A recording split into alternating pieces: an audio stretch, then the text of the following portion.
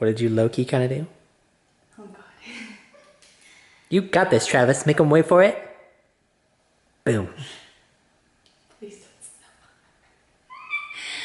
Oh my Lord. Anyone see what I have to deal with? You see what I have to deal with? Okay. That's all I want to point out there. And zooming in. Why?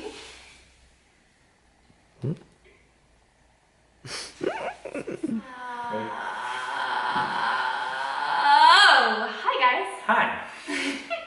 So today we're talking about FIRE. F.I.R.E. Now what does that stand for? Because we're not talking about the actual fire. It's going to be FIRE. Please stop. What is that? Yeah, we're not talking about that fire. We're talking about this fire. This fire meaning financial independence. Retire Earth. Yes. Okay. So you asked the question, how do you have, let's say, a $50,000 expense account that you can use for the rest of your life and never run out? Oh, that would be nice. So the long and short of it is all you have to do is invest and save $1.6 million. And you will draw 3% of that every year. And then because that investment will grow more than 3%, that investment will never evaporate. It'll never go down no matter how long you live.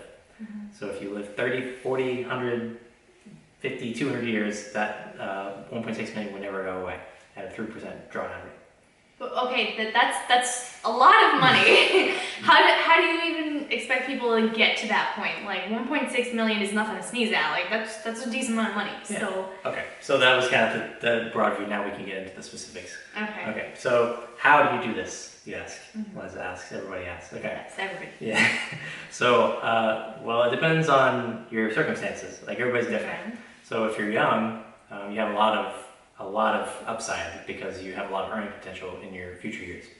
So if you're in your 20s, all you want to do is increase your income as much as you possibly can, and something that you enjoy doing, which is the key. Don't want you doing anything you don't like. Don't ever do anything you don't enjoy doing. If you don't wake up in the morning, you aren't excited to do what you're about to do, then do something else. Yeah. And so get your income as much as possible. Let's just say the average is like 50 or 60. Let's say you increase it to 75, 100,000. So let's say you're married, you and your spouse make the average of 50,000. That means your household income is 100,000 a year. So out of that 100,000, you're going to keep, this depends on the state, but you're going to keep roughly 70 to 75% of that. So we immediately bring that back down to about 75,000, let's say. So that means you're taking home 75,000 out of that 100,000, and because some of that it gets taxed. So now we're at 75.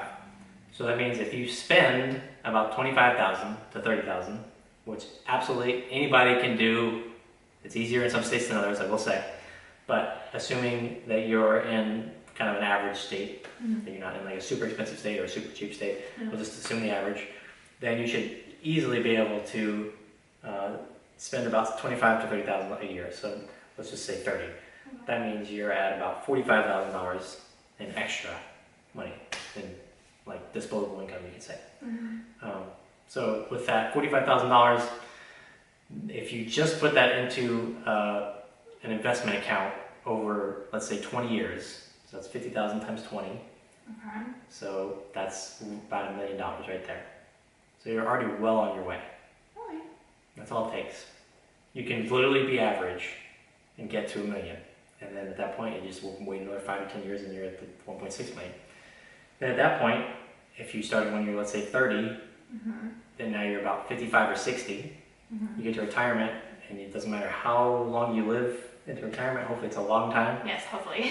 You will always have $50,000 no matter what. Okay, that You doesn't seem never lose it, no matter what. So you can never run out of retirement.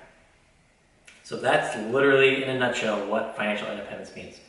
Now, some people want to do that when they're young. They don't want to wait till 60 or 65. Most people, when they think of retirement, think like, oh, when you're old and stuff. But some people want to do it earlier. So those are the kind of the FIRE people. Which is cool. But the point being, it doesn't matter what age you get to it. That's the kind of roadmap. You want to have that 1.6 million for 50,000, or if you want to do less, you can do less. There's other forms of FIRE. So there's like barista FIRE, which means that you can retire early with just working a part-time job, like 20, 25 hours a week. So you never have to work a full-time job. That you can be at like the 500,000 or 600,000 mark and be able to do that if that's the lifestyle that you want. Like it all depends on your lifestyle. Yeah. Basically, you can just keep going until you get the lifestyle that you're like comfortable with, and you're like, okay, this is good. There's also like lean F.I.R.E, which is less than 50,000, which means you're kind of like you're in that 30, 35, like it's kind of tight, but you can make it work, and you never have to work. And then there's things called fat F.I.R.E. Fat F.I.R.E means that you're all living off of $200,000 a year in perpetuity, which is pretty good. So fat F.I.R.E is kind of like the final stage of F.I.R.E. Yeah. It's like the final boss. If you can get to fat F.I.R.E and beat fat F.I.R.E, then you're looking pretty good. So you're living off 200,000 a year. That would be nice. Like I don't even know what we would do at that point. Like I feel like I would run out of. I would be like, we have $100,000 left to spend, and I don't know what to do with it anymore. But that would be nice to have that option. It would be nice. Yeah. So that's just like a general, really broad overview of what F.I.R.E is. People like hear about F.I.R.E and what is that, and like financially, like what does that mean? So that's what it means. All it means is that you can retire and live off of a certain amount of money for the rest of your life and never run out. The reason why it will never run out is because, let's say you have $1.6 million in an investment account. That account kicks off interest, just like when you, like if you have student loans, the student loans accrue interest. So it's kind of doing it in the opposite direction. When you're paying student loans, you're paying to the bank a number past the actual loan. Yeah. So if the loan is $100,000, you're paying more than that in interest. You're paying like $100,050, like stuff like that. Yeah. So you're basically doing the same thing that these loan companies do, but in your favor. And you're doing it for you, so that you're just living off the interest that you get from your investment. Which is nice. Yeah. And if you draw down 3%, some people say 4%, but just 3% is guaranteed. 4%, there's like a 98% chance that you'll never run out. But 3% is 100% chance. So at that 3% rate, you over time will never, that 1.6 will fluctuate. Sometimes it'll go down, sometimes it'll go up, but it'll never go to zero, which is what you don't want in retirement. Obviously, you don't want to run out of money, especially if you retire at 60 and you get to 90 and you barely have any money left. Like you're not fully like usually with it at 90, so you can't make like as good of financial decisions, and you can't necessarily work at that age as you could when you were 60. So it's that much more important that your 60-year-old self take care of your 90-year-old self. Yeah. So that's why that's kind of important, and you never want to run out for that reason. So yeah, I don't know. What do you think about all that? Well, I mean, I think when you break it down like that, it definitely doesn't seem like, what are you talking about?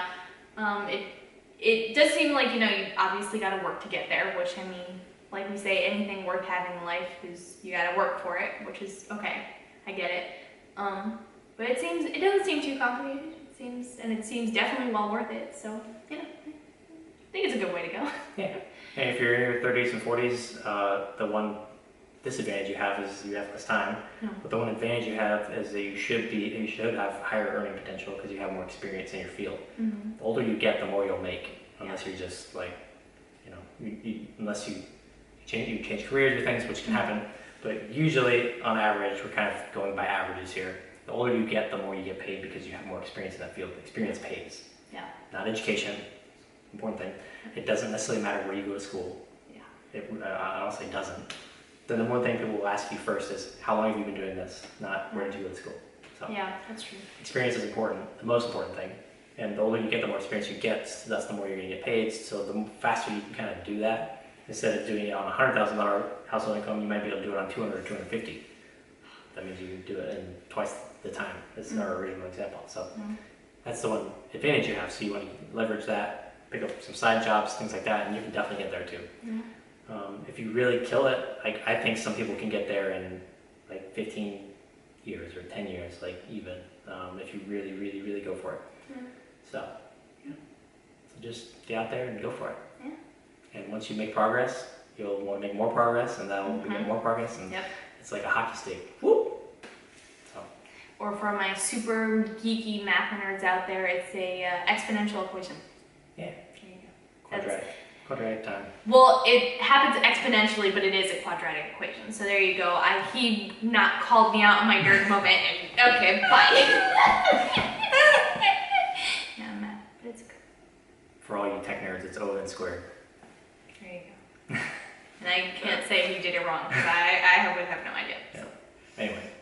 Anyway, that's kind of our wrap up for that video. If you have any questions or have any fire stuff, just send it our way, and be sure to like and subscribe, hit the notification bell as always, and we will see you next time. Bye. Bye. You know what they should do? They should make, like Olivia Rodrigo's song, Driver's License, I don't know if you've heard of it, but they should make a song like called Attorney's License. Like, it's like about somebody who just got their attorney's license to practice law or something. Got my lawyer's license last week, like we always talked about.